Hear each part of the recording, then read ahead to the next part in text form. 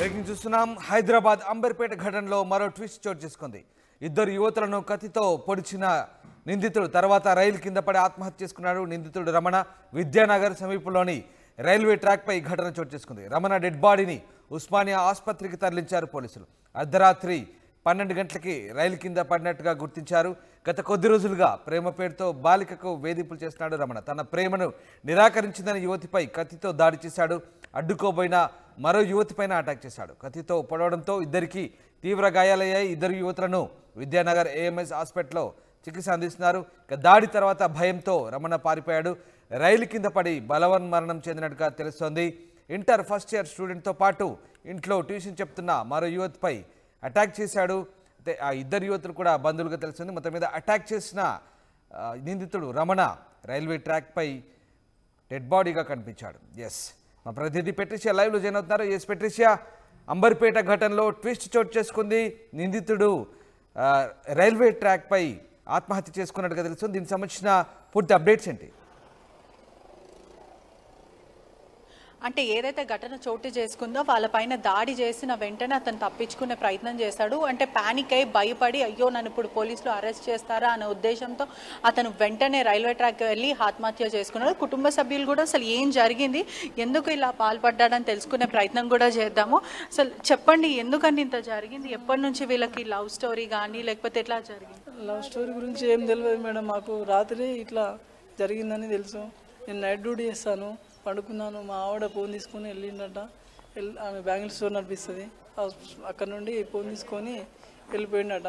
ఈ విషయం కూడా ఇట్లా చేస్తాడని కూడా మాకు ఏమో ఫోన్ల నుంచి కూడా మాకు ఏం అనుమానం రాలేదు. అంటే ఇప్పుడు ఈ ఘటన ఎప్పుడు జరిగింది? అంటే రమణ ఎప్పుడైనా అమ్మాయిని వేధించడం కానీ ఇట్లాంటివి ఏదైనా రాలేదు? మరి ఎందుకని కత్తితో పడడం జరిగింది? ఎప్పుడు కూడా మాకు కనపడలేదు. అట్లాంటి అబ్బాయి కూడా కాదు. ఇట్లా సడన్గా మాకు అట్లా చేస్తాడని కూడా మేము ఊహించలేదు. ఇద్దరు కూడా ఒకటే కాలేజ్ అని చెప్తున్నారు. కాలేజీ ఒకటి కాదు మేడం, స్కూల్ మేట్స్ వాళ్ళు. కాలేజీ అబ్బాయి శ్రీ చైతన్య, అమ్మాయి వేరే కాలేజీ. అది మేడం. అసలు ఏం జరిగి ఉంటుంది? అంటే ఎందుకు భయపడ్డారా లేకపోతే ఎవరైనా బెదిరించారా? ఎందుకని సూసైడ్కి పాల్పడ్డా? చేసిండో మరి తెలియదు. బెదిరిస్తూనే చేసినట్టుండు. వానికి భయం ఎక్కువనే. బెదిరించిరో తెలియదు, బెదిరించిరో భయపడ్డాడో తెలియదు. ఆగేం తెలియకుండా అయిపోయింది. మరి ఇది జరిగినప్పుడు మీకు వచ్చి చెప్పారా? చెప్పిందా? మీకు ఎట్లా తెలిసింది ఇట్లా? ఆవిడ ఇట్లా వాళ్ళ షాప్ దగ్గరకు వచ్చి మీ అబ్బాయి ఇట్లా చేసిండటని వాళ్ళను అవును అడగగానే నా ఇంటికి వచ్చింది. ఇంటికి రాగానే వాళ్ళ ఇంటికి వచ్చి మీ అబ్బాయిని కూడా పొడి చేస్తాం, చంపేస్తామని అట్లా వాళ్ళ కుటుంబ సభ్యులు వచ్చి మిమ్మల్ని బెదిరించారు. బెదిరించిన తర్వాత పోలీసులు రావడం జరిగింది.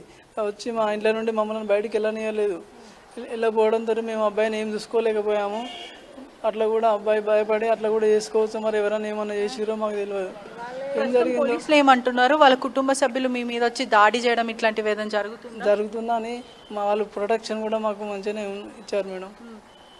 అంటే ఎందుకమ్మా ఇట్లా? అంటే ఇప్పుడు అంత ధైర్యం ఎక్కడి నుంచి వచ్చింది? ఇద్దరు కూడా చిన్నపిల్లలు కాబట్టి స్టూడెంట్స్, మెయిన్గా స్టూడెంట్స్, వీళ్ళు స్టూడెంట్స్. మరి ఇంత దారుణానికి ఎలా? అంటే ఆయన మైండ్ సెట్ ఎందుకని ఇట్లా అయిపోయింది? ఎప్పుడైనా అంటే మనకు వచ్చిన అంటే వీళ్ళు చెప్పడం ఏంటంటే వేధించాడు, చాలాసార్లు లవ్ చేయమని అంటున్నారు. మీ వరకు ఎప్పుడైనా వచ్చిందా ఇట్లా? బాబు అట్లాంటి అబ్బాయి కాదు, అట్లాంటి అబ్బాయి కాదు. ఆయన సూసైడ్ చేసుకున్న అంత తెలివి కూడా లేదు వానికి. చిన్న జ్వరం అంటేనే భయపడేది, ఇంజక్షన్ అంటేనే భయపడేది. ఇప్పుడు మీరు అంటున్నారు సూసైడ్ చేసుకున్న తెలివి లేదన్న. అట్లాంటప్పుడు మరి ఒక మనిషిని హత్యా ప్రయత్నం ఎలా చేస్తాడో అదే విధంగా అతను సూసైడ్ ఎలా చేసుకుంటాడు? మేడం ఇక అదేం తెలుసు. చెప్పండి. అంటే ఒక చిన్న దానికి కూడా భయపడతారని చెప్తున్నారు. అలాంటప్పుడు ఒకళ్ళ మీద హత్యా ప్రయత్నం ఎలా చేస్తాడో అతను ఎలా చనిపోతాడు? అట్లా చేస్తాను కూడా నేను ఊహించలే మేడం. అట్లాంటి వ్యక్తి కూడా అనిపించలేదు మాకు. అట్లాంటి విషయాలు కూడా ఆయనలో అవపడలేదు. మంచిగానే ఉండేవాడు, కాలేజీ వచ్చేవాడు మంచిగానే. అంటే ఎట్లా బాగా చదువుకునేవాడా? అంటే మొత్తం అన్నిట్లో యాక్టివ్ ఉండేవాడా? బాగానే చదువుతాడు మేడం. ఎప్పుడైనా రిమార్క్ ఉంది ఏదైనా గొడవలకు వెళ్ళడం కానీ ఇట్లాంటివి ఏదైనా? అలాంటివి లేవు ఆయనకు. అలాంటివి అసలు అలవాట్లు కూడా లేవు. ఎప్పుడు కూడా ఇట్లాంటివి ఏమీ జరగలేవు ఇంట్లో? జరగలేదు మేడం అలాంటివి. ఒకసారి వాళ్ళ మదర్తో మాట్లాడే ప్రయత్నం కూడా చేద్దాం. అసలు ఏం జరిగిందని తెలుసుకునే ప్రయత్నం కూడా చేద్దాము. ఆన్లైన్లోకి వచ్చింది అంతే.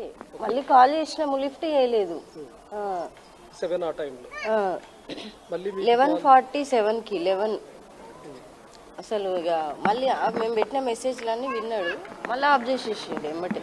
ఎట్లాంటి రిప్లై లేదు, రిప్లై ఇవ్వలే. తర్వాత మళ్ళీ ఎప్పుడు స్విచ్ ఆఫ్ వచ్చింది, తర్వాత మళ్ళీ ఎమ్మటే ఆఫ్ చేసేసిండు ఎమ్మటే. వాళ్ళ కుటుంబ సభ్యులు ఏమన్నా ఇంటి మీదకి దాడికి వచ్చారా? ఏం రాలేదు. జరిగినప్పుడు ఏం జరగదు. అంటే ఎట్లా ఉంటుండే ఈ రోజు దాడి చేశారు ఇద్దరు అమ్మాయిల పైన ఇంతగానో అవసరం. వాళ్ళు మాట్లాడని పరిస్థితిలో ఉన్నారు, కొంచెం డిప్రెషన్ ఫీల్ అవుతున్నా. వాళ్ళకు కూడా ఆ కొడుకును పోగొట్టుకున్న బాధ అయితే వాళ్ళకి కనిపిస్తుందని చెప్పొచ్చు. అసలు మా వాడు ఇలాంటి వాడు కాదు, అసలు ఎందుకు ఇలా చేశాడో మాకు ఇప్పటికీ ప్రశ్నగా మారింది. చాలా షాక్గా ఫీల్ అవుతున్నాం, ఎందుకంటే ఇట్లాంటి గొడవలు ఎప్పుడు ఇంటి మీదకి తీసుకురావడం కానీ రమణ ఎప్పుడు ఇలాంటివి ఎప్పుడు చేయలేదు. మరి ఎందుకని ఇట్లా జరిగిందంటే ఎవరైనా ఇన్ఫ్లుయెన్స్ చేశారా, లేదంటే అసలు ఒక మనిషిని చంపేంత ఏదైతే ఆ ధైర్యం ఉందో ఆ ధైర్యం కూడా లేదు, చనిపోయేంత పిరికివాడు కూడా కాదని కుటుంబ సభ్యులు చెప్పడం కూడా జరుగుతుంది. ప్రస్తుతం అయితే మనం మార్చరీలో ఉన్నాం, పోస్ట్ మార్టం జరుగుతుంది. పోలీసులు అయితే కేసు ఇన్వెస్టిగేషన్ చేస్తున్నారు.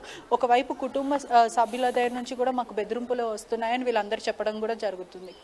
Right, thanks for the update Patricia. ఇది హైదరాబాద్ అంబర్పేట ఘటనలో ట్విస్ట్ చోటు చేసుకుంది. ఇద్దరు యువతులను కత్తితో పొడిచిన తర్వాత రైలు కింద పడి నిందితుడు రమణ ఆత్మహత్య చేసుకున్నాడు. విద్యానగర్ సమీపంలోని రైల్వే ట్రాక్పై ఘటన చోటు చేసుకుంది. రమణ డెడ్ బాడీని ఉస్మానియా ఆసుపత్రికి తరలించారు పోలీసులు. అర్ధరాత్రి 12 గంటలకి రైలు కింద పడినట్లుగా గుర్తించారు. గత కొద్ది రోజులుగా ప్రేమ పేరుతో బాలికను వేధించినట్టు తెలుస్తుంది. తన ప్రేమను నిరాకరించిందని యువతిపై కత్తితో దాడి చేశాడు రమణ. దీంతో అడ్డుకోపోయిన మరో యువతిపైన అటాక్ చేశాడు. దీంతో ఇద్దరికి తీవ్ర గాయాలయ్యాయి. అయితే ఆ భయంతో ఆ నిందితుడు వెంటనే వెళ్ళి ఆ రైల్వే ట్రాక్పై బలవన్మరణానికి పాల్పడ్డట్టుగా తెలుస్తుంది.